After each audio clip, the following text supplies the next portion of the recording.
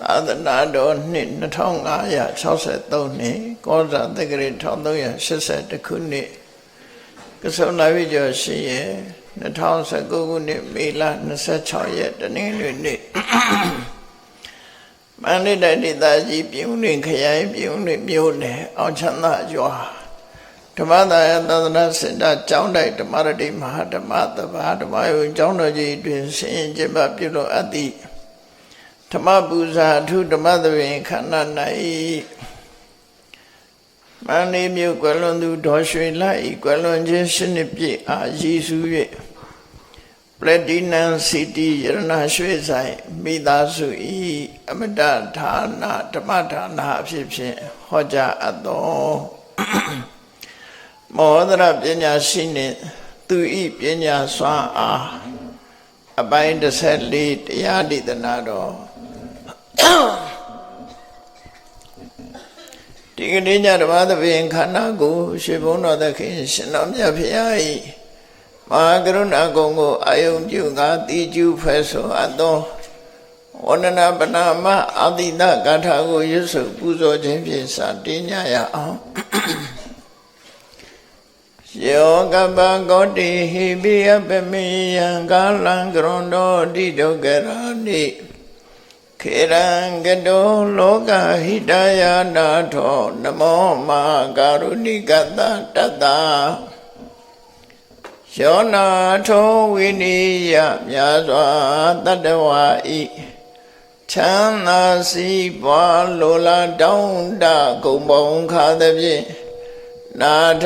မြညာခြင်းရှင်တော်မြတ်ဖရာသည်ကပ္ပကောတိဟိပိဂရေကဘာအရေးအတွက်သင်္ချာတို့ဖြင့်တော်လဲအပေမေယံရေအတွက်တိုင်းတာဖော်ပြခြင်းငါမစွမ်းနိုင်ပါသောကာလံလျာသင်္ချေသိမ့်နေကဘာရှိကြသောကာလပတ်လုံး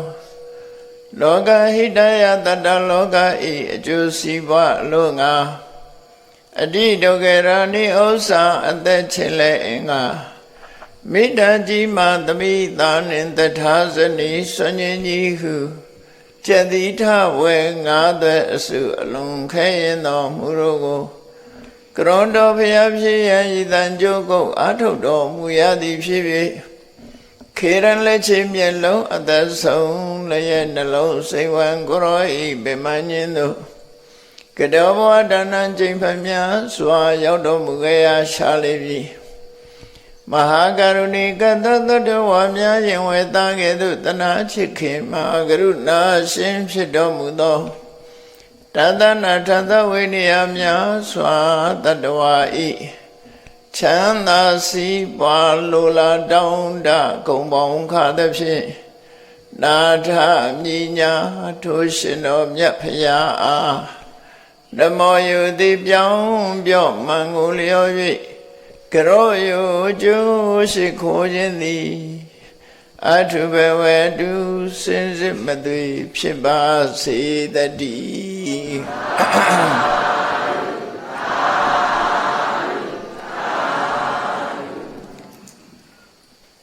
မဟောဒရပညာရှိ၏ပညာရှိနှင့်သူ၏ပညာစွမ်းအားအပိုင်း14ပညာစွမ်းအားဆိုတာတခြားစွမ်းအားတွေနဲ့မတူမြန်မာနိုင်ငံမှာ3နှစ်3ထားရှိတဲ့နှလုံးရည်လက်ယုံရည်လို့ဆိုပြီးတော့3နှစ်3ထားရှိတယ်လောကလူတွေအများစုကလက်ယုံရည်ကိုအကိုကြတာဖြစ်တယ်နှလုံးရည်လို့ဆိုတာပညာကိုရည်ညွှန်းပြီးတော့ပြောတာလက်ယုံရည်နဲ့နှလုံးရည်ကဗတ္တမကွဲပြားခြားနာတယ်လက်ယုံရည်အကိုတဲ့ပုဂ္ဂိုလ်တွေလက်ယုံရည်နဲ့လှုပ်ဆောင်သွားလို့ရှိရင်ပျက်စီးမှုကအဗတ္တမကြီးမားတယ်ပေါ့တည်ကြည်မှုတွေပျက်စီးမှုတွေအလုံးကိုကြီးမားပြီနှလုံးရည်ဆိုတဲ့ပညာကိုအသုံးချမယ်ဆိုရင်တည်ကြည်မှုတွေပျက်စီးမှုတွေမရှိဘဲနဲ့ကိစ္စတစ်ခုဟာချောမောစွာပြည့်စုံအောင်မြင်သွားတာဒါမို့ပညာရဲ့အစွမ်းအားဟာအလွန်ကြီးမားတယ်လို့မြတ်စွာဘုရားသခင်ကိုရောမြတ်တရားတွေကိုလောကတွေကကဲထုတ်တာပညာစွမ်းအားနဲ့ကဲထုတ်တာ တခြားနည်းနဲ့တကိုးတော်နဲ့ကယ်ထုတ်တာမဟုတ်ဘူးတကိုးတော်နဲ့မြတ်စွာဘုရားကတရားတွေကိုတန်တရားဝကကယ်ထုတ်သွားတာမဟုတ်ဘူးကယ်ထုတ်လို့လည်းမရဘူးအစွမ်းတကူဆိုတာအတိုင်းအတာတစ်ခုလောက်ပဲရှိတယ်အဲ့တော့မြတ်စွာဘုရားကတရားတွေကိုတန်တရားဝကလွတ်အောင်ကယ်ထုတ်တယ်ဆိုတာပညာစွမ်းအားနဲ့ကယ်ထုတ်တာပဲဖြစ်တယ်ဒါကြောင့်မို့ပညာစွမ်းအားကိုအားကိုးရမှာဖြစ်တယ်လူတိုင်းတန်တရားဝကလွတ်ချင်လို့ရှင်လေကိုပညာစွမ်းအားကိုအားကိုးရမှာဝိပဿနာတရားအထုတ်တယ်ဆိုတာပညာစွမ်းအားရအောင်ပြုလုပ်ခြင်းပဲဖြစ်တယ်ကိုယ်ရင်ထဲမှာရှိတဲ့ကိလေသာတွေကိုပညာစွမ်းအားနဲ့သာချိုးနှိမ်ပြီးနောက်ဆုံးနိဗ္ဗာန်ချမ်းသာကိုမျက်မှောက်ပြုတယ်ဆိုတာလေပညာစွမ်းအားပဲအေး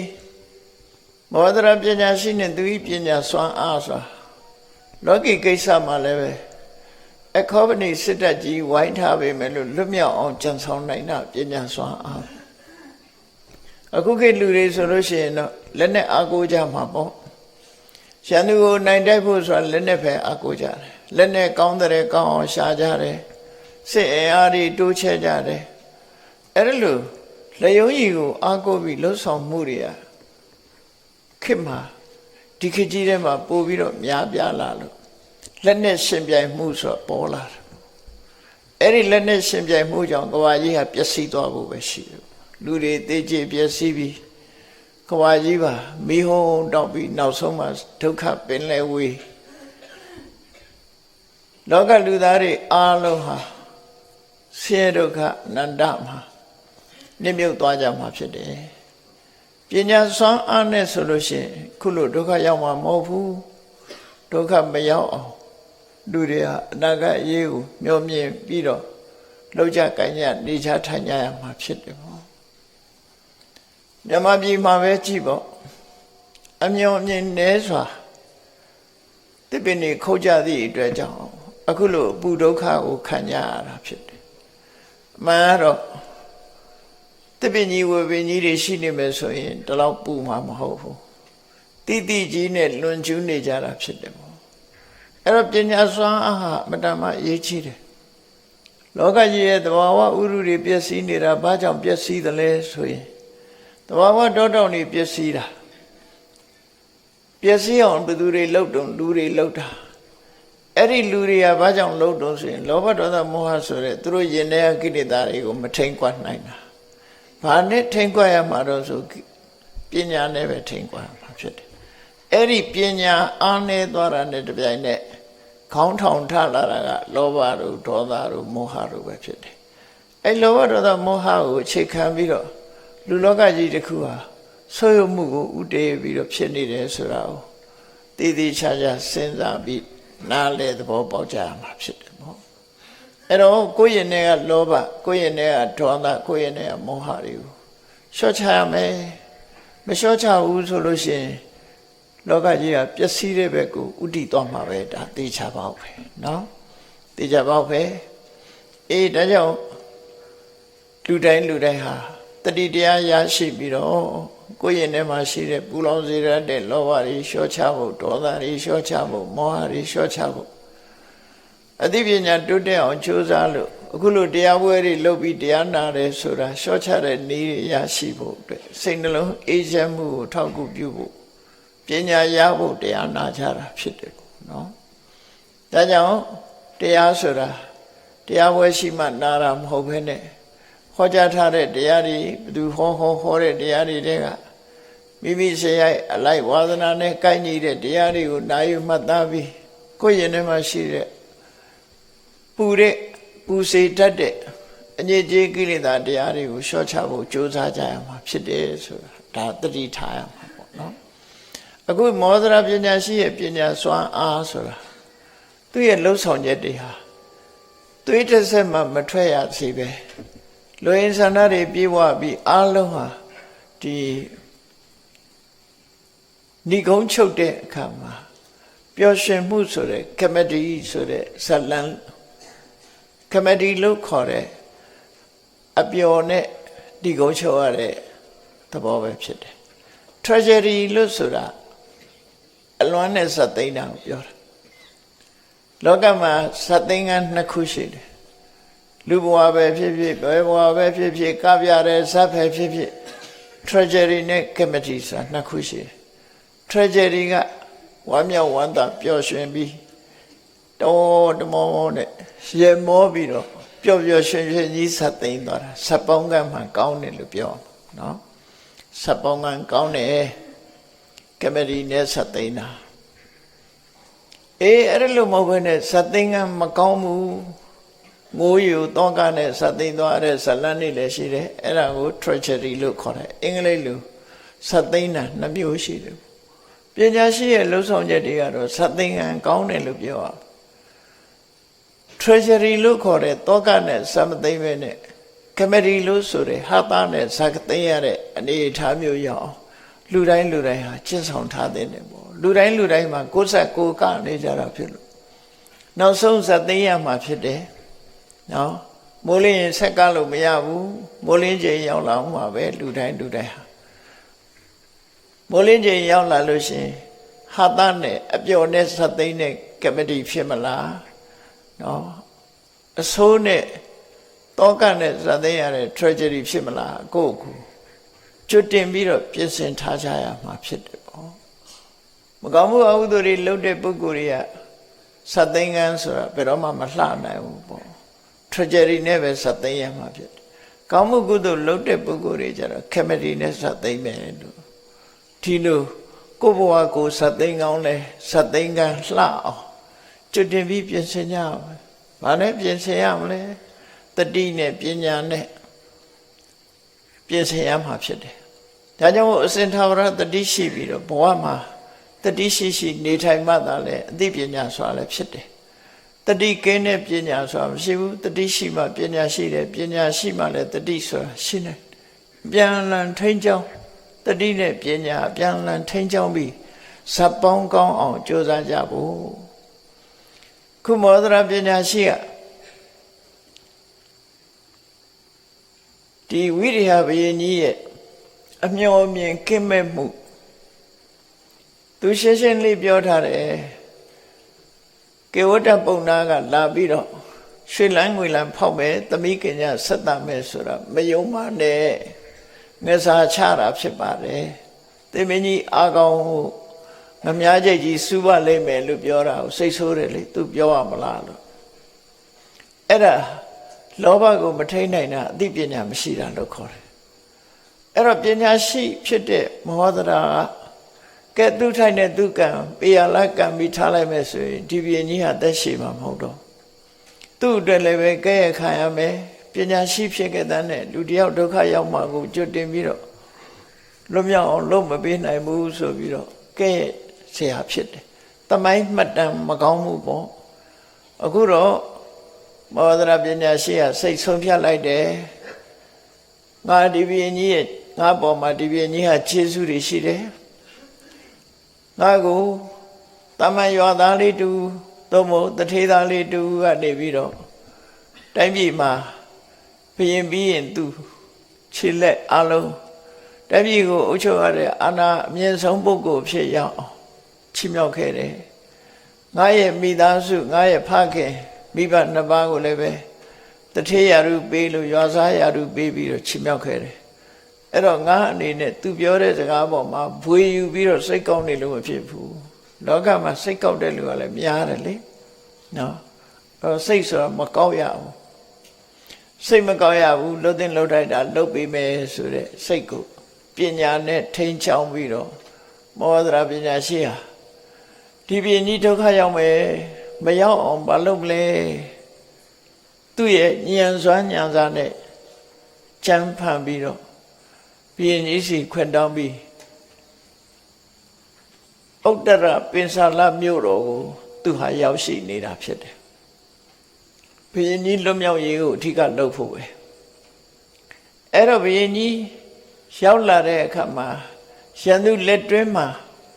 မသက်ဆင်းရလေအောင်ကြံဆောင်တဲ့အနေနဲ့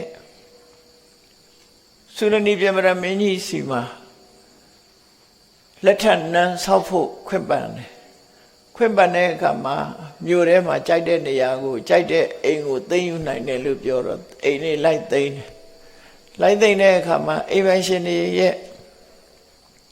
ဒီစိတ်ရှင်းမှုတွေကအများကြီးပဲဒါကြောင့်မို့လို့အိမ်မက်ရှင်တွေကသူတို့အိမ်မယူရအောင်ငွေကြေးတနာပေးပြီးတော့ရှောင်ကြရတာပေါ့အဲ့လိုမျိုးထဲမှာလက်ထပ်နန်းဆောက်ဖို့အိမ်နေသိမ်းယူတဲ့အခါမှာငွေကြေးတနာပေးပြီးတော့မသိမ်းမှုရှောင်ချရတာ ਨੇ ရလိုက်တဲ့ငွေကြေးက9 ဘီလီယံနော်9 ဘီလီယံလောက်ထိအောင်ရလိုက်တယ်ပေါ့အဲ့ဒီငွေကြေးတွေနဲ့သူပါလာတဲ့သူ့ရဲ့ကောင်း1000ထောင်ထဲကထုတ်ပြီးတော့ခေါ်လာတဲ့လူတွေအလုံးလှုပ်အားတွေနဲ့မောဒရာပညာရှိဟာနောက်ဆုံးဘုရင်ကြီးစီကိုသုလနိပြမရမင်းကြီးစီကိုတမျိုးလုံးနေရာလိုက်ကြည့်ပြီးတဲ့အခါမှာအခါသားဝင်လာတယ်အဲ့ဒီအခါသားဝင်လာတော့ဒီဘုရင်ကြီးကသူ့ကိုမေးတယ်ကိမ္ပဏိတလတ္ထန္တိဝဒနာဌာနတဲ့ခုဖို့အိမ်ရပြီလားတဲ့ဘယ်လိုလဲမျိုးထဲမှာစိတ်ကြိုက်အိမ်ရပါလားလို့ဆိုရှင်မင်းကြီးစိတ်ကြိုက်အိမ်မရပါဘူးသူများနေတဲ့အိမ်သွားယူတော့လဲအရှင်တွေကစိတ်ဆင်းရဲကြတယ်ဒါကြောင့်သူများစိတ်ဆင်းရဲမဲ့အလုပ်ကိုကျွန်တော်မျိုးမလုပ်လို့ပါဘူးဒါကြောင့်မို့သူတို့ရဲ့ပိုင်ဆိုင်မှုတွေမဆုံးရှုံးစေဖို့ရအတွက်မြို့ပြင်မှာပဲခင်းကမြင့်နဲ့ဥဒ္ဒရာပင်စာလမြို့ဒီကြားထဲမှာပဲ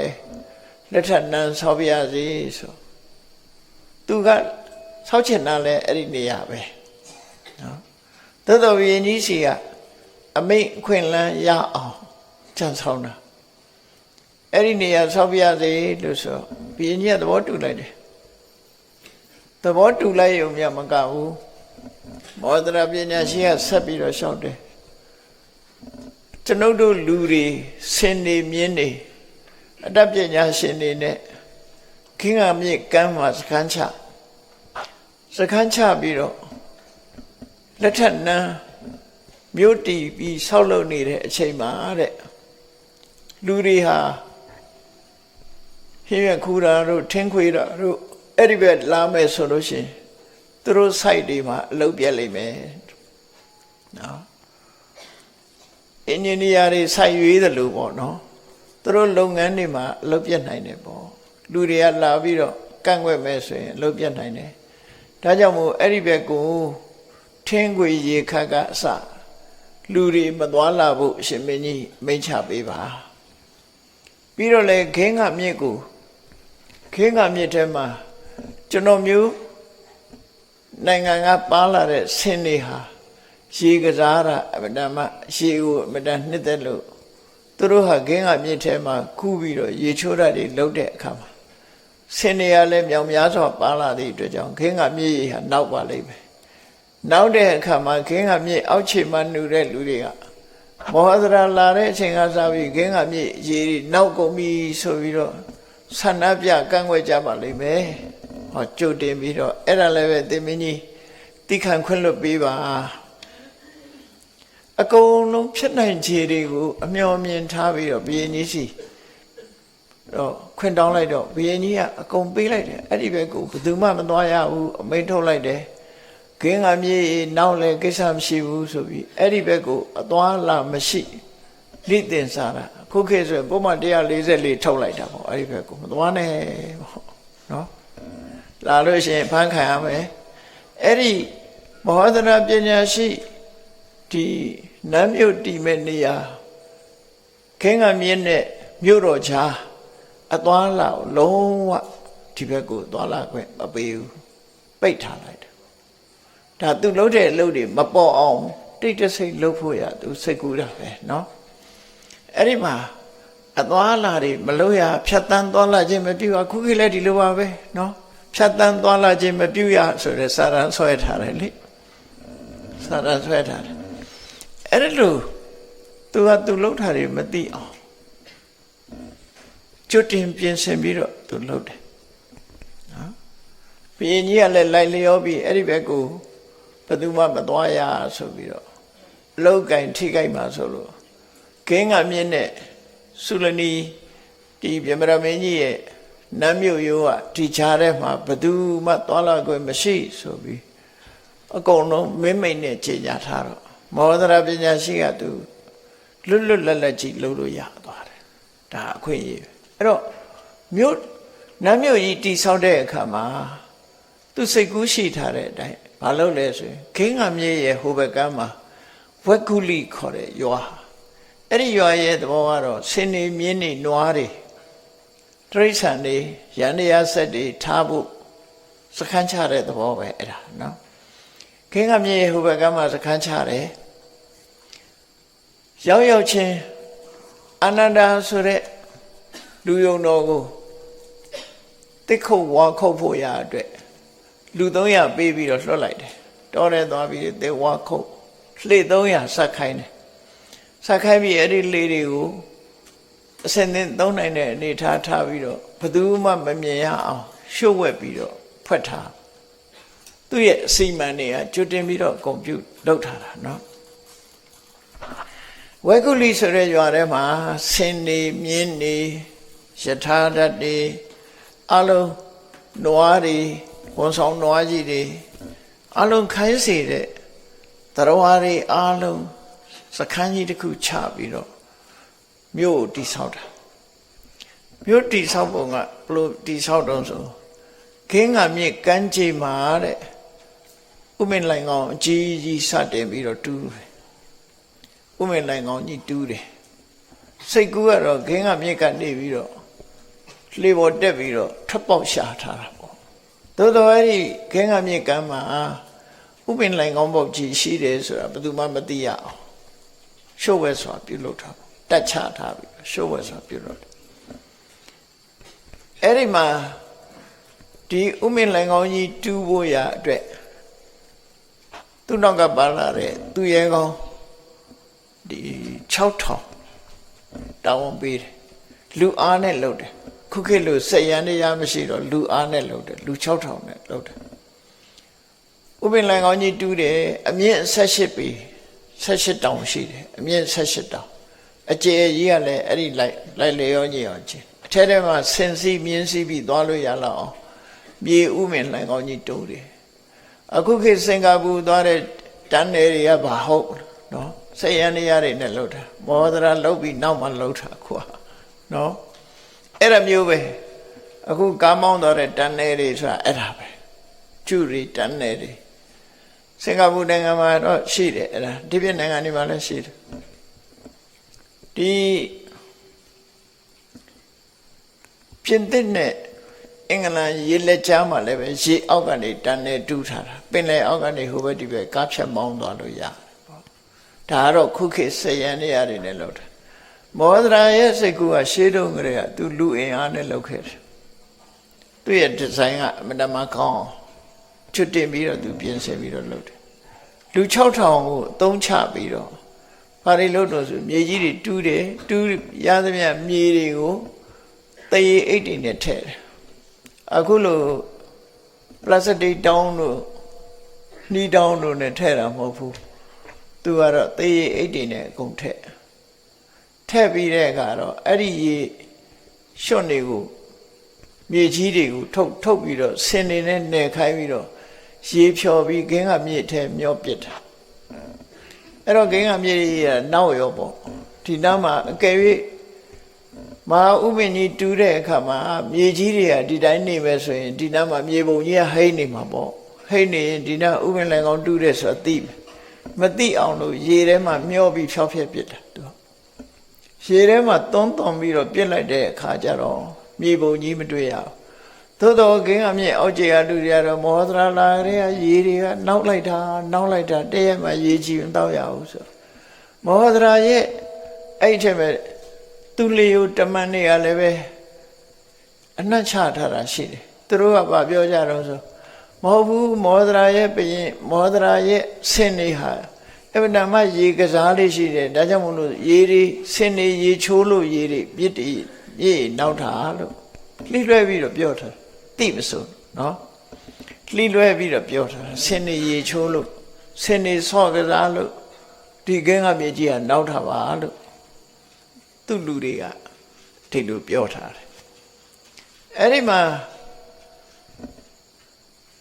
ခင်းကမြေစိတ်ကန်းကနေပြီးတော့နန်းမြို့ရိုးအတွင်းထိအောင်သူဆောက်တဲ့လက်ထပ်နန်းတဲ့ထိဥမင်လိုင်ကောင်အကျယ်ကြီးတူးတယ်တခါနန်းထဲကနေပြီးတော့အဲ့ဒီဥမင်လိုင်ကောင်နဲ့ဆက်ပြီးတော့လူသွားလို့ရယုံစင်ကဥမင်ကလို့ခေါ်တယ်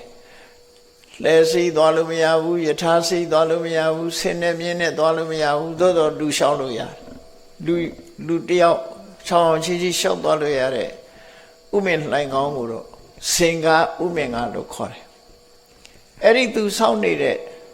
လက်ထက်နန်းရဲ့အောက်ခြေမှာရှုပ်ဝက်ပြီးတော့အဲ့ဒီဥမင်လိုင်ကောင်းဖောက်တယ်ဥမင်လိုင်ကောင်းအကြီးကြီးကမဟာဥမင်ကောင်းကလက်ထက်တနန်းရဲ့အောက်ကနေပြီးတော့မြစ်ကမ်းဘက်ကိုထွက်သွားတယ်ရှုပ်ဝက်တဲ့လူသွားဥမင်တွေကတော့ဘယ်ကိုသွားတော့ဆိုသုလနိပြမရမင်းကြီးရဲ့နန်းတော်လှေကားထီအောင်သွားတယ်အောက်ကနေမြောက်ပြီးတော့သွားတယ်နော်သူ့အကြံစီနဲ့သူလှုပ်ထားတာသုလနိပြမရမင်းကြီးရဲ့နန်းတော်ကိုသူကကျွတ်တင်ပြီးတော့ခုံမကောင်းဘူးတမင်းကြီးလှုပ်ပေးရစေဆိုဘီကြီးကလည်းဝန္တာအာရလှုပ်ခိုင်းပြီးလှုပ်ပြီးတော့အဲ့ဒီမှာဥမင်လိုင်ကောင်တူဖို့အစင်းသင်းသူကလှုပ်ပစ်ထားတယ်အဲ့ဒီအောက်ခြေရောက်သည့်ထိအောင်ဥမင်လိုင်ကောင်လူ300အင်အားအသုံးပြုပြီးတော့တူးတယ်တူးလို့ထွက်လာတဲ့မြေစာတွေကိုဘာပြုတော့ဘာလုပ်တော့ဆိုနမ်းမြို့ရိုးထဲမှာရွှွန့်ဖြစ်အောင်နေပြီးတော့အုပ်ဖုတ်တယ်အုပ်ဖုတ်ပြီးတော့တတိုင်းစီတာတတိုင်းက18ပေမြင့်တယ်မြို့ကြီးတစ်ခုဖြစ်အောင်တိဆောက်တာရှေးမြို့ရိုးတိုင်းပဲမန္တလေးမြို့ကိုတတိထားပေါ့ကြည့်ပေါ့မန္တလေးနမ်းမြို့ရိုးကြီးတိဆောက်တယ်လို့သူကလည်းအဲ့ဒီလိုအုပ်တွေနဲ့18ပေအမြင့်တတိုင်းကြီးတိဆောက်ထားတယ်ကျုံက3ဓာတ်လောက်ထားတယ်တစ်ထပ်ကရေကျုံတစ်ထပ်ကရွှွညွန်ကျုံတစ်ထပ်ကကျုံ6လို့ခေါ်တယ်အဲ့ဒီကျုံ6ထဲမှာငုတ်တွေဆူးတွေထည့်ထားတဲ့ကျုံအဲ့လိုကျုံသုံးနဲ့ရံပြီးတော့သူဝိတ္တအပြည့်ကြီးရောက်လာတဲ့အခါကျတော့တဲခုဖို့ရနန်းတော်လက်ထပ်တဲနန်းအနေနဲ့အဲ့ဒီမှာဆောက်လိုက်တယ်ဆောက်နေတာအဲ့ဒီလက်ထပ်တဲနန်းကိုဗဟိုပြုပြီးတော့မြစ်ဘက်ကိုသွားတာကြတော့မဟာဥမင်ကလှိုင်ကောင်းကြီးတူးတယ်နန်းတော်တဲ့သုရဏိပြမမင်းကြီးရဲ့နန်းတွဲကိုဝင်တဲ့ဟာကြတော့စင်ကဥမင်ကလို့လူတယောက်သွားတာတဲ့ဥမင်လှိုင်ကောင်းတူးတယ်အလုံးဥမင်လှိုင်ကောင်းတွေဟာဒီအမတမအံ့ဩစရာကောင်းတော့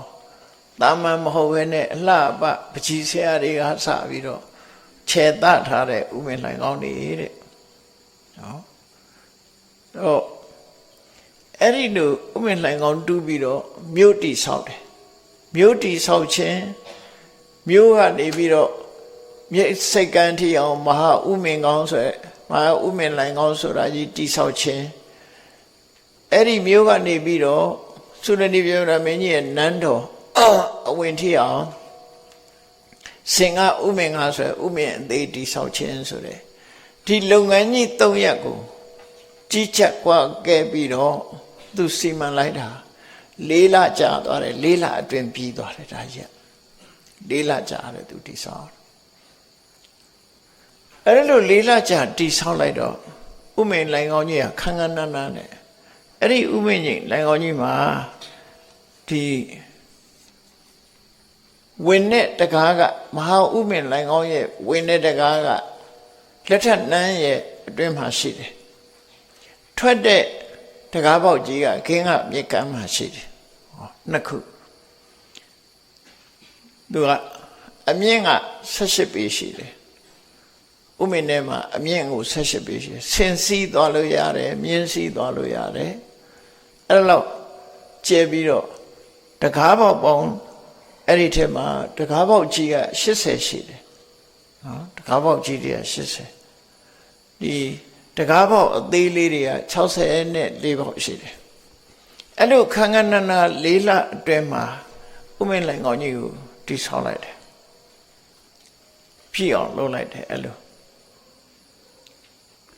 အကုန်လုံး စီမံချက်တွေအကုန်လုံး၄လအတွင်းအကုန်လုံးပြီးသွားပြီဆိုတဲ့အခါကျတော့မိဋ္ဌိလာမြို့လမ်းပြီးတော့ဓမ္မလွတ်လိုက်တဲ့ဝိရိယဘုရင်ကြီးစီသူ့ရဲ့ဘုရင်ကြီးစီလမ်းပြီးတော့အလုံးလက်ထပ်တဲနန်းအတွက်ဆင်းတဲ့အကုန်လုံးပြည့်စုံပါပြီရှင်မင်းကြီးကြွလာလို့ရပါပြီဟောဘုရင်ကြီးကလည်းတမျောမျော၄လဆိုင်နေရပြီးမှသူ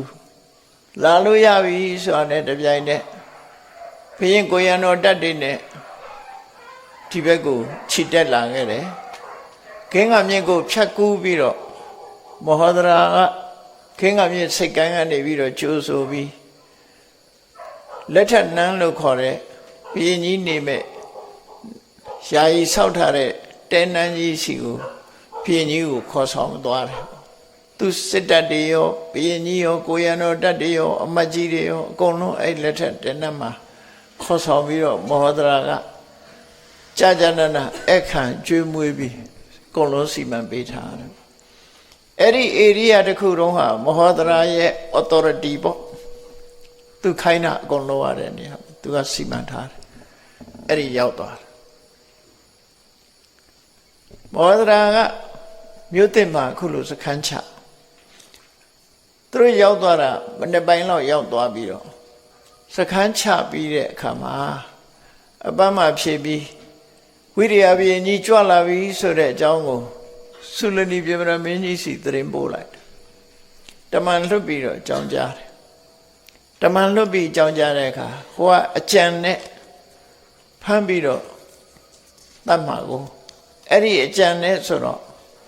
ဝမ်းသာသွားတယ်ငါလွတ်ချင်တာရပြီတရားတစ်ပါးသောမင်းတွေကိုသူကနိုင်ပြီးပြီဒီဝိရိယဘုရင်ကြီးပဲတိုက်လို့မရတာ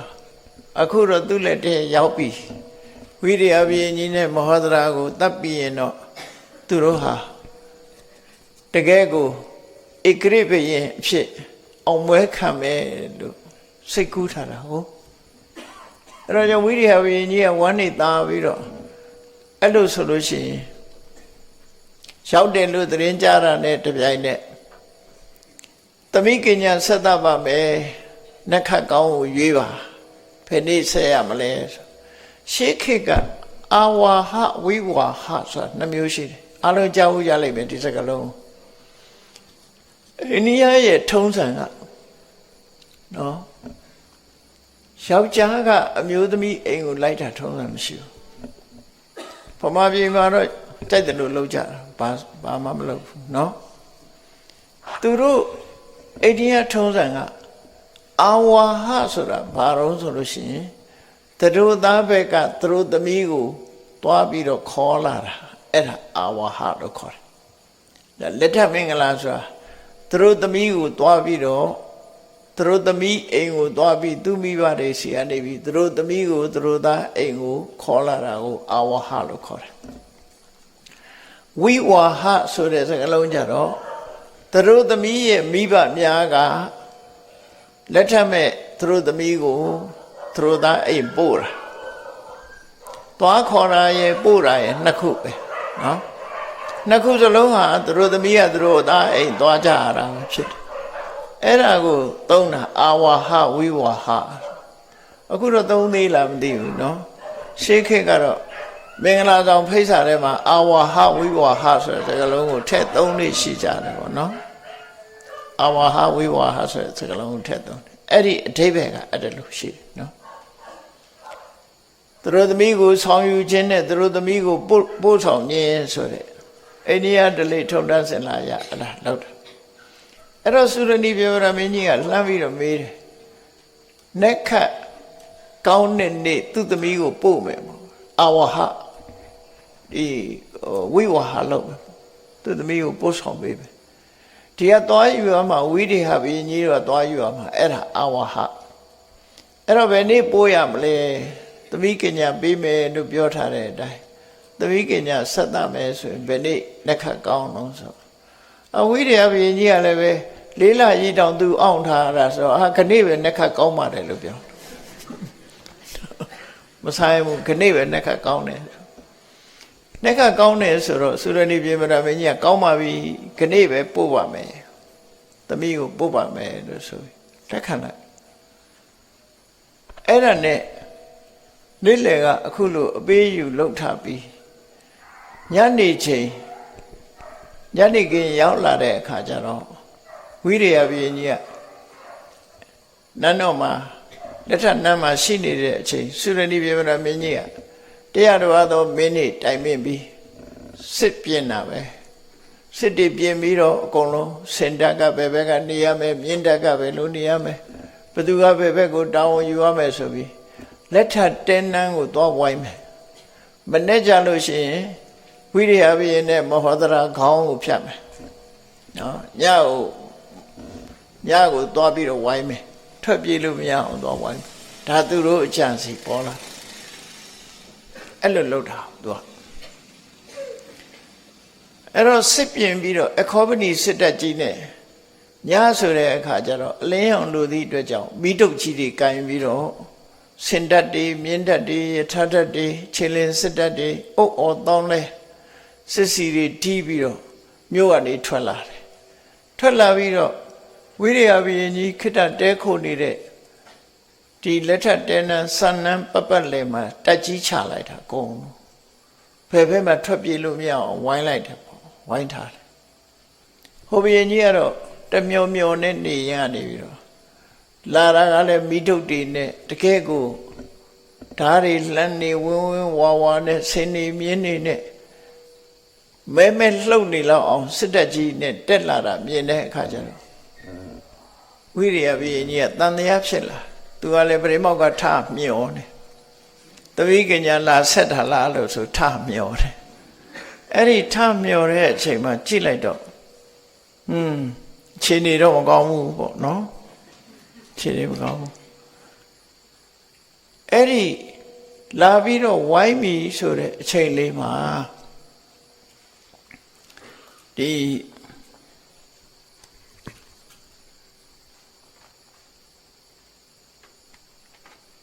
လာပြီးဝိုင်းပြီဆိုတဲ့အခါမှာသူကစင်နေမြင်းနေနဲ့မိရှုတွေနဲ့ဟတ္ထိအတ္တရထာပတ္တိသေနာဒိဋ္ဌန္တိဝမိကာစစ်သားတွေကလည်း6ဝတ်တန်းစာကြီးတွေဝတ်ထားတယ်အကုန်လုံးစင်တတ်တွေမြင်းတတ်တွေလက်နဲ့တွေဓာတ်တွေလှမ်းနေအကုန်လုံးပါတယ်ဥက္ကာပဋ္ဌိတာဇာယန္တိမိထုတ်ကြီးတွေကလည်းပဲထိန်လင်းနေအောင်အမောင်ခိုပြီးပြေးလို့မရအောင်မိထုတ်ကြီးတွေကလည်းလင်းထိန်နေတယ်ကိဏုမဉ္ဇန္တိပဏိတာဝိရိယဘုရင်ကြီးကပရိမောက်ကနေထားချိတဲ့အခါကျတော့လေးပဲလေးတန်ကစစ်တပ်တွေခြိတက်လာတာတွေ့လိုက်တဲ့အခါကျတော့သူ့နားမှာရှိတဲ့သေနကတို့ပညာရှိတဲ့အမတ်ကြီးတွေကိုမေးတယ်ကဲလာတာကတော့နည်းနည်းစစ်တပ်တွေနဲ့လာနေတယ်မိတို့တွေတဝင်းဝင်းနဲ့ဓာတ်တဝင်းဝင်းလှန်တဝင်းဝင်းနဲ့စစ်တပ်ကြီးကဝိုင်းနေတယ်ဘယ်လိုထင်ကြသလဲဘာအတွက်လာတာလို့ထင်ကြသလဲဆိုသေနကအမတ်ကြီးကအားပေးတယ်တပင်းကြီးသမီးကညာကိုခန်းခန်းနာနာလာပို့တာနေမှာပါသမီးကညာကိုလာပြီးတော့ခန်းခန်းနာနာပို့တာဖြစ်ပါလိမ့်မယ်တခါပုဂ္ဂုတအမတ်ကြီးကလည်းအားပေးစကားပြောတယ်တကယ်ကိုစစ်တီဘိုးဘာအချမ်းရံနဲ့သမီးကညာလာဆက်ထားတာဖြစ်ပါလိမ့်မယ်အားပေးပြီးနေတယ်ဒါပေမဲ့အခြေအနေကတော့မဟန်ဘူးဘာကြောင့်လို့ဆိုရင်တမန်အခမ်းအနားနဲ့လာတာမဟုတ်ဘဲနဲ့ဓာတ်တွေလှမ်းနေတဝင်းဝင်းနဲ့လာတာဆိုတော့ကြောက်စရာကြီးပေါ့နော်လက်နဲ့တွေနဲ့လာကြတော့အဲ့ဒါတွေကိုဒီလိုဝိုင်းလာရုံများမကအနီးကပ်ရောက်လာတဲ့အခါမှာသုလနီပြမရမင်းကြီးရဲ့စစ်စင်ရေးလုပ်ငန်းကိုအမိတ်ပေးနေတာတွေပါကြားလာရတယ်စင်နကဘယ်ဘက်ကခြိတဲ့မြင်းတကဘယ်ဘက်ကခြိတဲ့ဆိုတဲ့စစ်ဘုရင်ရဲ့အမိတ်ပေးတဲ့တွေပါကြားလာရတဲ့အခါကျတော့ဝိရိယဘုရင်ကြီးကြောက်လာတယ်ဒါတော့လက်ထပ်တာမဟုတ်တော့ဘူးတပ်ဖြတ်တော့မယ်နဲ့တူတယ်ငါတို့တော့ထွက်ပေါက်မရှိတော့ဘူးဆိုပြီးမဟောဒရာကိုမေးတယ်မဟောဒရာရောက်လာတဲ့အခါကျတော့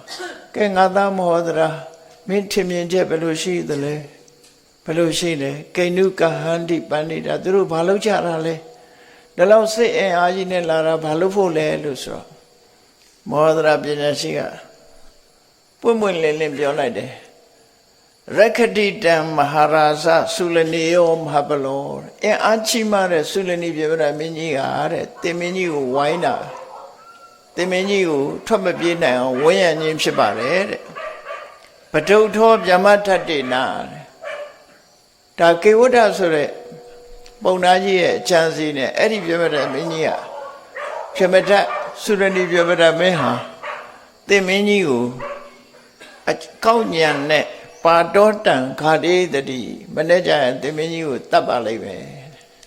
ထွက်မပြေအောင်မောင်းတာပါတင်မင်းကြီးကိုသမိကညာလာဆက်တာမဟုတ်ဘူးတတ်မလို့လာတာလို့မောဟဒရာကပွင့်ပွင့်လင်းလင်းကြီးပြောလိုက်တဲ့ခါကျတော့ကြောက်လိုက်တာဘုရင်ကြီးကဓာတ်ချောက်တယ်ထွက်ပြေးပေါက်ကလည်းမရှိဘူးအဲ့တော့ဘုရင်ကြီးကမျက်ရည်တွေကျပြီး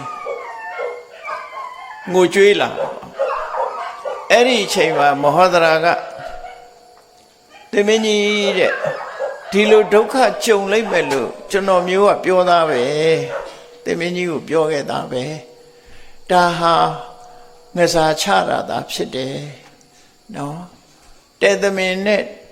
သမင်ကိုဖမ်းတာပဲဖြစ်တယ်ဆိုတာကျွန်တော်မျိုးတင်မင်းကြီးကိုပုံမှန်လင်းလင်းရှောက်ခဲ့တယ်မဟုတ်လားအဲ့ဒီတုန်းကတင်မင်းကြီးဟာ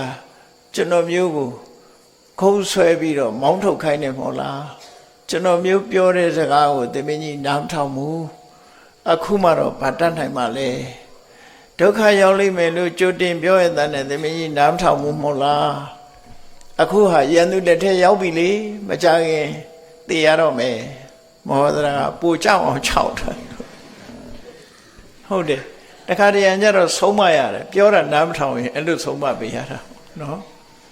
စောစောတုန်းကပြောတယ်အဲ့ဒါနားမထောင်မနဲ့ကေဝပုံနာကြီးပြောကောင်းတာနဲ့လက်ခံသမိကညာရလိမ့်မယ်ဆိုလက်ခံအဲ့ဒါ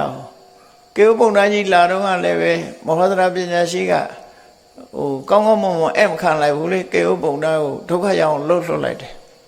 ဒုက္ခရောက်လှုပ်လှုပ်ကေဝပုံနာကြီးပြောတယ်မောဟဒရာပညာရှိမဟုတ်ပါဘူးတကယ်ဘလူးပါလို့တော့စိတ်ကောင်းမရှိတဲ့လူတယောက်ဖြစ်တယ်လို့ဆိုပြီးဘုရင်ကြီးကိုပြောသွားသေးတာလေသူမကောင်းဘူးဆိုတာကျွန်ုပ်ကငိုတဲ့သိတယ်အနာရိယရူပောပုရိသောစနေနာရှင်မင်းကြီးကေဝတ်ဆိုတဲ့လူတယောက်ဟာတကယ်ကို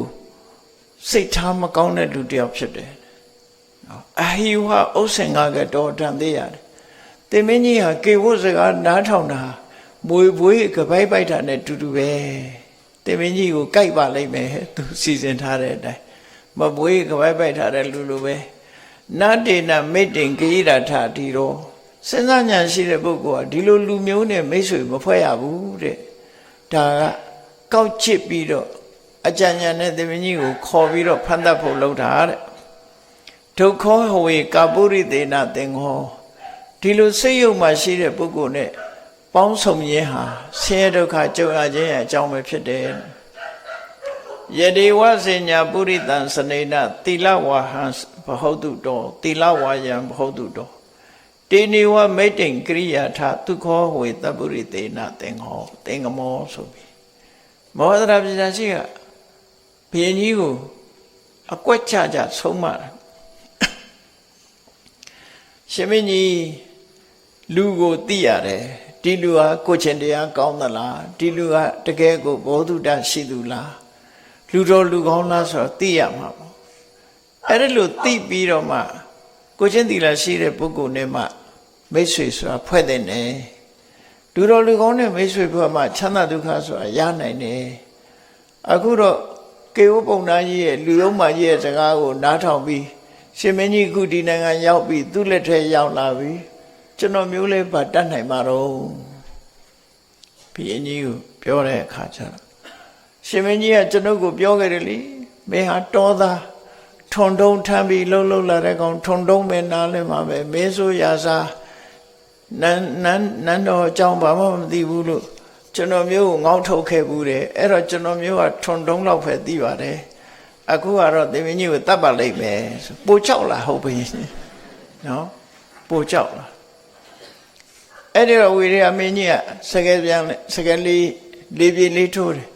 မင်းကွာတဲ့ငါ့ကိုအတိတ်စကားတွေဖော်ပြီးတော့မနှိမ့်ဆက်ပါနဲ့ ငါကိုအတိတ်နဲ့စကနာထိုးပြီးမနှိမ့်ဆက်ချင်ပါနဲ့တဲ့မထိုးနဲ့ပါတဲ့လွတ်လန်းလေးသိရင်ပြောပါဦးငါတို့ဘယ်လိုများဒီ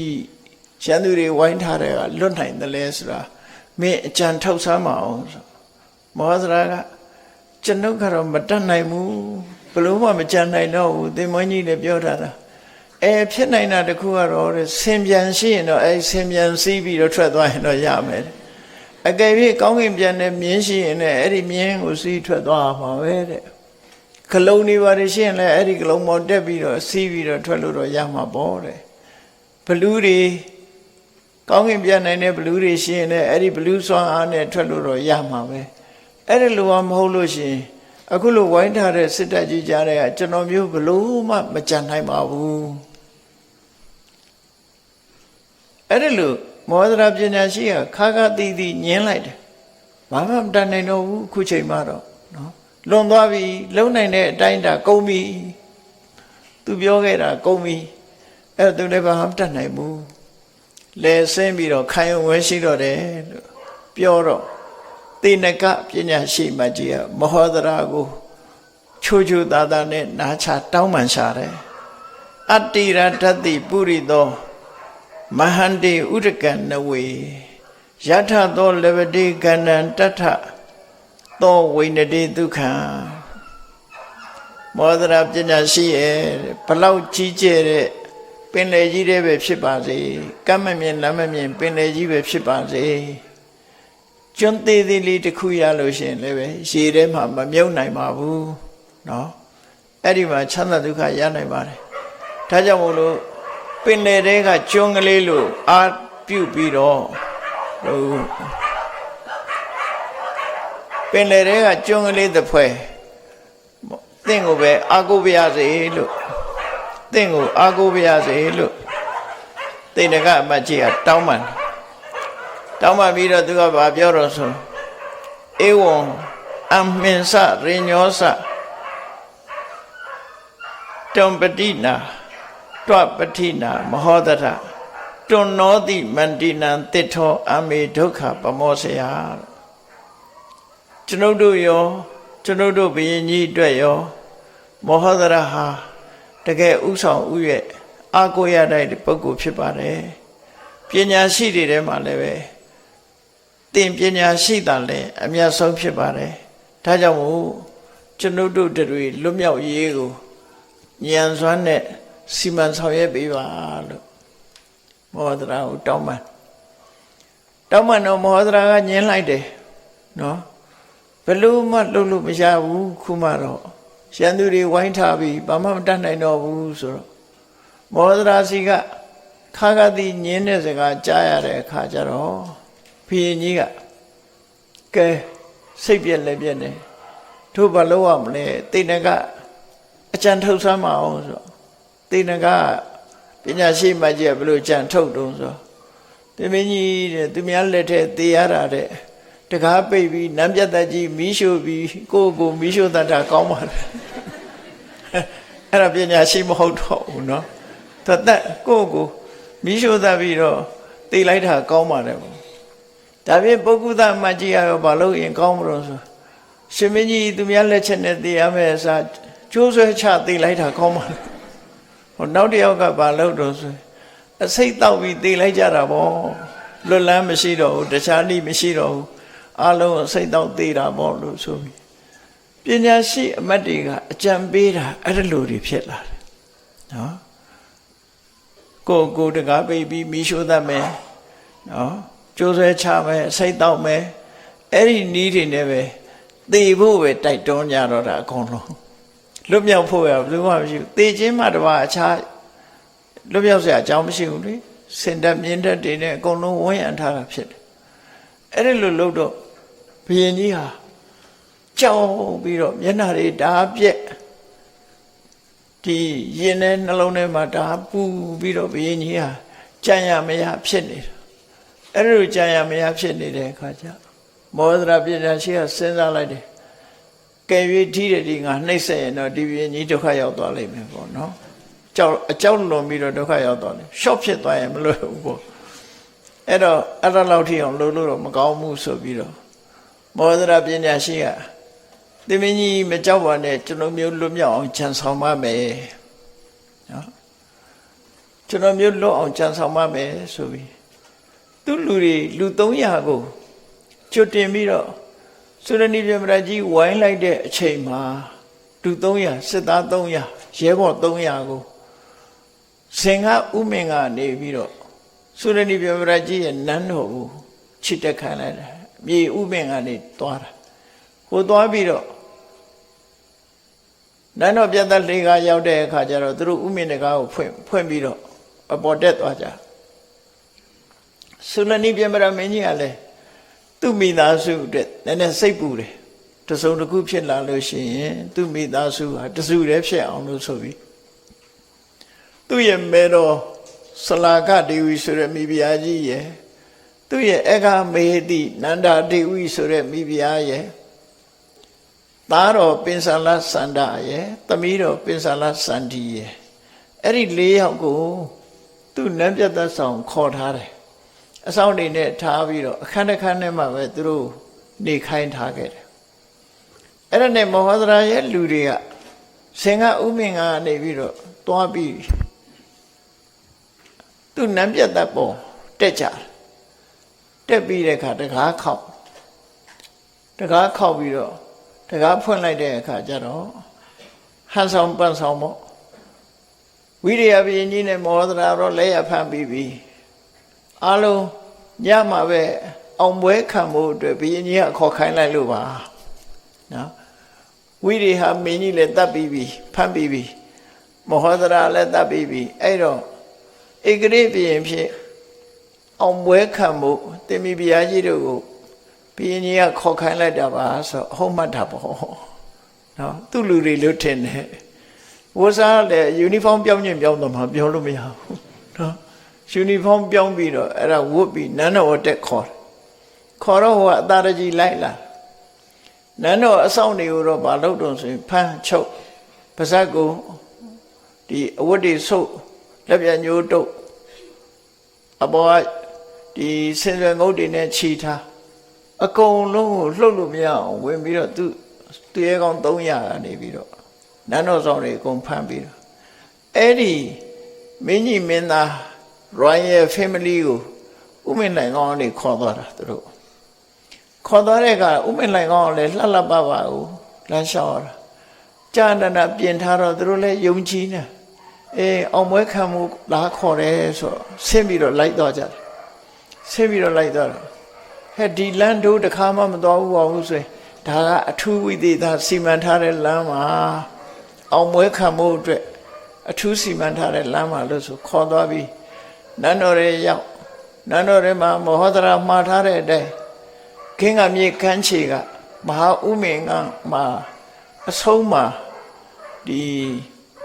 အဆောက်အဦကျဲကျဲခမ်းမကြီးတစ်ခုရှိတယ်အဲ့ဒီခမ်းမထဲမှာသူတို့ထိုင်ခိုင်းထားပြီးတော့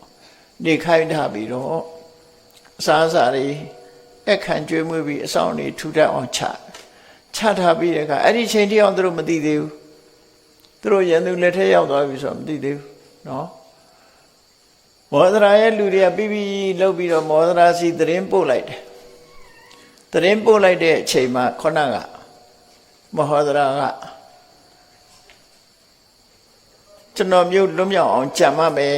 ဆိုတဲ့အခါဘုရင်ကြီးကိုအားပေးတာ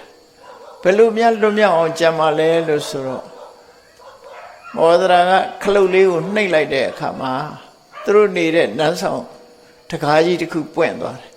အဲ့တကားကြီးတွေကနေပြီးဥမင်လိုင်ကောင်းနဲ့ခေါ်ထုတ်မှာပါလို့ဆိုတော့တေနကအမကြီးကဥမင်လိုင်ကောင်းဆိုတော့သူကဝတ်ပြီးတော့ဝင်ရမှာမလို့ခေါင်းပေါင်းတွေဖြုတ်ကုန်ခေါင်းပေါင်းတွေဖြုတ်တော့ခေါင်းပေါင်းတွေဖြုတ်စရာမလိုဘူးဆင်စီးသွားခြင်းရတယ်မြင်းစီးသွားလို့လည်းရတယ်အကျယ်ကြီးပဲဆိုပြီးအဲ့ဒီဥမင်လိုင်ကောင်းကနေဘုရင်ကြီးရှေ့ဆုံးကတေနကအမကြီးကိုရှေ့ကသွားခိုင်းတယ်ဘုရင်ကြီးကိုတေနကအမရဲ့နောက်ကလိုက်ခိုင်းတယ်ဘုရင်ကြီးနောက်ကမဟောဒရာလိုက်တယ်အားလုံးသူတို့ခေါ်ဆောင်သွားလိုက်တယ်ခေါ်ဆောင်သွားပြီးတော့ခင်းကမြေကမ်းခြေမှာဒီခမ်းမတစ်ခုသူစီမံထားတဲ့ခမ်းမကိုရောက်ပြီဆိုတဲ့အခါကျတော့ ခုနနန္ဒာဒေဝီတို့စလာကဒေဝီတို့ပိစလစန္ဒာတို့ပိစလစန္ဒီတို့ဟာဝိရိယမင်းကြီးတို့မြင်တဲ့အခါမှာသူတို့ရန်သူလက်ရောက်ပြီဆိုသိသွားရန်သူလက်ထဲရောက်သွားပြီဆိုသူတို့အဲ့ချက်မသိတော့တာအဲ့ဒီမှာငိုကြတယ်ငိုတဲ့အတန်ညကိုပတ်ပြီးတော့တက်တွေကိုလိုက်ပြီးတော့စစ်တဲ့သုလနိပြမရမင်းကြီးကအဲ့ဒီဂင်းကမြေကမ်းခြေဘက်ကိုသူပတ်လိုက်တဲ့အခါမှာနန္ဒာဒေဝီရဲ့ငိုတန်လိုတဲ့ကြားလိုက်တယ်တဲ့သူကအဲ့ဒီအချိန်လေးမှာနန္ဒာဒေဝီကဘလို့လို့ဒီရောက်နိုင်မှာမလို့ငါအတန်ကြားတာတစေချောက်တာလည်းဖြစ်မှာပေါ့နော်အဲ့ဒီအတန်ကြားတယ်လို့ပြောလို့ရှိရင်ငါ့ကိုဝိုင်းပြောင်းလှောင်ကြလိမ့်မယ်ဆိုရင်မပြောရဘူးတကယ်တော့တကယ်ငိုတန်ကြားလိုက်တယ်သူအဲ့ဒီမှာမောဒရာပညာရှိက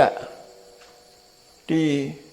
ဘုရင်ကြီးစီမံထားတဲ့အတိုင်းပဲကျွန်တော်မျိုးစီမံတာဖြစ်တယ်ဆိုပြီးပိစလစန္ဒီမင်းသမီးနဲ့ဝိရိယဘုရင်ကြီးကိုလက်ထပ်ထိတ်မြန်ပေးလိုက်တယ်ပေးပြီးတဲ့အခါကျသေချာမှားလိုက်တယ်ဒါက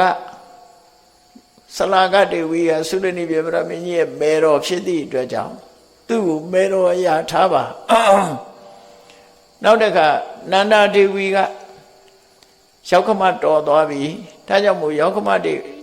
ကငဲနေတယ်တပည့်ကြီးကကြီးနေတယ်အသက်60လောက်ဆိုတော့တပည့်ကကြီးနေတယ်သမီးကလည်း16နှစ်လောက်ပဲရှိသေးတာဆိုတက်ထင်းပြန်ပြီးတော့ရောက်ခမကိုရိုးရိုးသေးသေးထားပါဒါရောက်ခမတော်သွားပြီဒါလေးကပိစလသန္တာမင်းသားလေးကရောက်ဖတော်တယ်သူ့ကိုလည်းပဲခရူးဆိုင်ပါတင်မင်းကြီးဟာဝတ္တရားခြေပြုံပါစေဆိုပြီးအကုန်လုံးမောဒရာကမှားချပြီးတော့လှေပေါ်တင်ပြီးတော့သူတို့ကိုတိတ်တဆိတ်ထွက်ပြေးဖို့စီမံပေးလိုက်တယ်အဲ့ဒါလို့လှေပေါ်အလုံးတက်ကြတဲ့အခါဝေရိယဘုရင်ကြီးကမောဒရာမင်းလိုက်ခဲ့လီဘာလို့ကြံနေထားတော့ဆိုဟာကျွန်တော်မျိုးကခေါင်းဆောင်ဆိုတာကျွန်တော်မျိုးအလွယုံလို့ပဲဖြစ်ပါမလို့ဆိုဒီအလုံးကြံရတဲ့လူတွေအတွက်သူစီမံရအောင်မှဖြစ်တယ်ဆိုတော့မဟောဒရာသူတို့စိတ်အင်ကအမတမကြီးတယ်မင်းကလူနည်းနည်းလေးနဲ့ဘယ်လိုလုပ်ပြီးတော့ခုကမှာတော့လို့ဖြစ်ကြီးရမေးတော့ရှင်မင်းကြီးတဲ့လူများတာမများတာအဓိကမဟုတ်ဘူးညံစွမ်းညံစားတာလည်းအဓိကဖြစ်ပါတယ်တေမင်းကြီးသာသွားနေမှာသူဟာလွတ်မြောက်အောင်သူကသူကြိုးစားပါမယ်လို့ပြောပြီးဘုရင်ကြီးကိုလှေလင်မော်တင်ပြီးတော့လှေနဲ့အပြင်းလှော်ပြီးတော့ဟိုဘက်မှာသူ့လူတွေတယူဇနာမှာရွာတရွာမှာတက်ချထားတယ်ဘုရင်ရောက်လာတဲ့တပြိုင်နက်ဆင်နေမြင်းနေနဲ့တခါတည်းမိထီလာကိုအမြန်သွားရမယ်နောက်တယူဇနာသွားပြီးတော့ဆင်နေမြင်းနေပင်မန်းသွားတဲ့ဆင်မြင်းတွေကိုအဲ့ဒီမှာပဲရပ်ထားပြီးနောက်ထပ်ဆင်ပြောင်းပြီးတော့စီးအဲ့ဒါလို့နဲ့ညာတွင်းချင်းပဲမိထီလာရောက်အောင်မောင်းခိုင်းတယ်နော်မိထီလာရောက်သွားဘုရင်ကြီးကမိထီလာမြို့ရောက်သွားသည်ထိအောင်လွတ်မြောက်သွားတယ်ပေါ့နော်လွတ်မြောက်သွားတယ်အဲ့ဒါလို့ဘုရင်ကြီးကိုလွတ်မြောက်အောင်ဥမင်လှိုင်ကောင်ကနေကြံဆောင်ပြီးတော့မောဟဒရာပညာရှိကညတကောင်ချိန်ရောက်လာပြီဘုရင်ကြီးကလွတ်သွားပြီအဲ့တော့သူကနန်းပြတ်သက်ပေါ်ပြန်တက်လာပြီးတော့ရှေမိုးချိုးနော်မလဲမိုးလင်းကစားအစာတွေပါတွေစားလို့အနာယူပြီးတော့ရေမိုးချိုးမနဲ့မိုးလင်းတာနဲ့တပြိုင်နက်သုရဏီပြမရမင်းကြီးကစစ်ရှိန်မြင့်ပြီးတော့နတ်မြို့ကိုတိုက်ဖို့အမိန့်ပေးနေပြီနော်နတ်မြို့ကိုတိုက်ဖို့အမိန့်ပေးနေအဲ့လိုဝိုင်းပြီးတော့တိုက်မလို့ကြိုးစားအထုတ်နေတဲ့အချိန်မှာမောဟဒရာပညာရှိကဗြဟ္မောက်ကနေဖွင့်ပြီးတော့သူ့ကိုရက်ခတ်ပေးတဲ့အမျိုးသမီးတယောက်ကလည်းရှိသေးတယ်နော်သူကအမတ်ဆိုတော့သူ့အချမ်းရံတွေကအများကြီးလေသေနာပတိဆိုတော့အချမ်းရံတွေကအများကြီးလှလှပပဝစားဆင်ပြီးကဗလာနီကြီးပခုံးတင်ပြီးတော့လမ်းလျှောက်ပြီးတော့သုလနိပြမရမင်းကြီးကိုလှမ်းပြောတယ်ရှင်မင်းကြီးဘာလို့ထားတော့6ဝက်ကြီးဝို့လို့ရားနေပါမယ်ချွတ်လိုက်ပါအဲ့ဒါကြီးနော်ဓာတ်တွေလန့်နေအသုံးဝင်တော့ပါဘူးပြစ်လိုက်ပါဘာလို့ဓာတ်တွေကိုလုံနေတာလဲဘုရင်ကြီးကိုပြောင်းလောင်ပြီးတော့အပေါ်နေလှမ်းပြောနေတယ်ဘုရင်ကြီးကဒီကောင်ဘာကြောင်တာလဲဘာသေးပန်းပွင့်တာလဲဆိုပြီးတော့စိတ်တွေဆိုးလာတယ်စိတ်တွေဆိုးလာပြီးအတင်းချက်ကခိုင်းတာအဲ့လိုတိုက်မယ် အဲ့လိုဘုရင်ကြီးဒေါသထွက်အောင်သူကရန်စတာရန်စလေးလေးဘုရင်ကြီးဟာဒေါသထွက်လေးလေးစုရဏီပြောရမင်းကဒေါသထွက်လေးလေးဒေါသမထွက်အောင်သူကရန်စပြီးလမ်းလျှောက်ရင်ကနေပြီးတော့မျက်နှာပြောင်တိုက်ပြီးတော့ပြောနေတာတဲ့အဲ့ဒါပညာရှိကသူကကြံဆောင်ပြီးတော့သူ့ရဲ့ခြေဆုရှိတဲ့ဝိရိယဘုရင်ကြီးနဲ့သူတို့ပြောတဲ့အတိုင်းလက်ထပ်မင်္ဂလာပွဲလေးဖြစ်အောင်လုပ်ပေးလိုက်တယ်အသက်မသေးအောင်လည်းချမ်းဆောင်ပြီးတော့သူကလွတ်လိုက်တယ်အားလုံးဟာလွတ်မြောက်သွားပြီအားလုံးဟာစိတ်ချမ်းသာကိုယ်ချမ်းသာဖြစ်အောင်သွေးတစ်စက်မှမတိုက်ရဘဲနဲ့မကြစိတ်ပဲနဲ့စစ်ပွဲတစ်ပွဲကိုသူနိုင်အောင်လုပ်လိုက်နိုင်တယ်ပေါ့အဲ့ဒါဟာပညာရဲ့စွမ်းအားသာလင်ဖြစ်တယ်ဒါကြောင့်မို့ပညာရှိဆိုတာဟာဘယ်သူမှဒုက္ခမပေးဘူးစိတ်ဆင်းရဲမှုတွေကိုတော့ခိတ္တခဏကြုံရင်ကြုံရမယ်သို့တော့ဘယ်သူမှနစ်နာဆုံးရှုံးသွားတာမျိုးမဖြစ်စေရဘူးအဲ့ဒါပညာရဲ့စွမ်းအားပဲဖြစ်တယ်ဒီလိုပညာစွမ်းအားနဲ့လက်ယုံကြီးနှလုံးကြီးဆိုတဲ့နေရာမှာလက်ယုံကြီးကိုမသုံးဘဲနဲ့နှလုံးကြီးနဲ့အနိုင်ရယူတာဟာမောဟဒရာပညာရှိရဲ့ပညာစွမ်းအားပဲဖြစ်တယ်ဆိုတာမှတ်သားချရမှာဖြစ်လို့ပညာရဲ့စွမ်းအားကိုမှတ်သားနိုင်ယူပြီးမိမိတို့ကိုယ်တိုင်လည်းပဲအရာရာမှာတတိထားပြီးတော့ဆင်ញင်တုံတရားနဲ့လုံးကြရမှာဖြစ်တယ်အနာဂတ်အတွက်ကြိုးစားကြရမှာဖြစ်တယ်လို့ကိုယ်စီတတိထားပြီး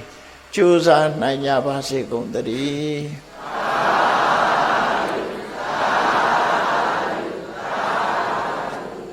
မေတ္တာပို့ရအောင်တတ္တဝါများစွာ